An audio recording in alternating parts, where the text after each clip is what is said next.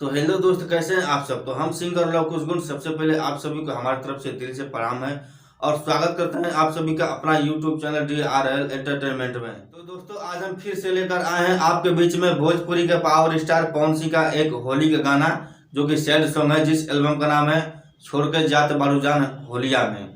तो इस वीडियो को पूरा देखना, क्योंकि हम आपको इस गाने को गा के सुनाने वाले हैं। यदि आपको हमारा सॉन्ग अच्छा लगेगा तो एक लाइक और कमेंट हमें जरूर कर देना। तो दोस्तों, आगे बढ़ने से पहले मैं आपसे एक रिक्वेस्ट करना चाहता हूं कि अगर आप हमारे चैनल पर पहली बार आए हैं तो नीचे दिए हुए लाल रंग के सब्सक्राइब बटन को दबाकर आल वाले बेल आइकन प्रेस कर देना, ताकि जब भी हम कोई भी भोजपुरी से लेटेस्ट गाना या ओल्ड सॉन्ग लेके आऊँ तो सबसे पहले आप तक उसका नोटिफिकेशन जाए, क्योंकि हम अपने यूट्यूब चैनल पर हर रोज एक से बढ़कर एक भोजपुरी गाना लेकर आते रहते हैं आप लोग के मनोरंजन खातिर।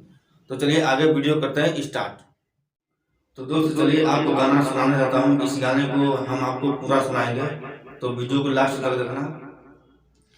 छुके गलिया के लैती अबिरिया रानी डोलिया में, छुके गलिया के लैती अबिरिया रानी डोलिया में, त छोड़ी के जत बारू जान तू त होलिया में, त छोड़ी के जत बारू जान तू त होलिया में।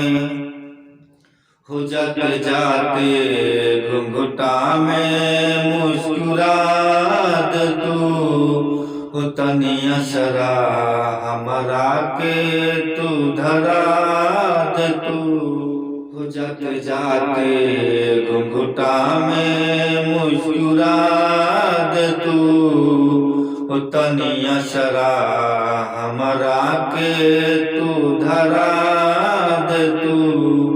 कैसे बुलाई तुहके नहीं थे आवाज हमारा बोलिया में, त छोड़ी के जत बारू जान तू त होलिया में, त छोड़ी के जत बारू जान तू त होलिया में।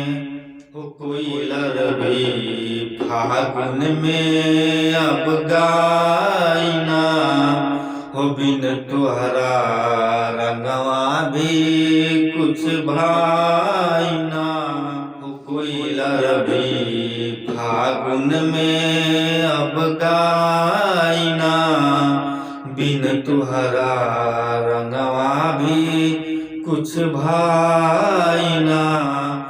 खोके सुगानिया के लगिना पवन मन डोलिया में, त छोड़ी के जत बारू जान तू त होलिया में, त छोड़ी के जत बारू जान तू त होलिया में।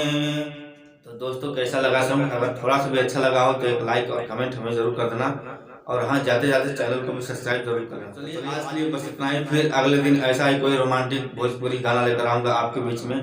तब तक के लिए नमस्कार, जय हिंद, जय भोजपुरी।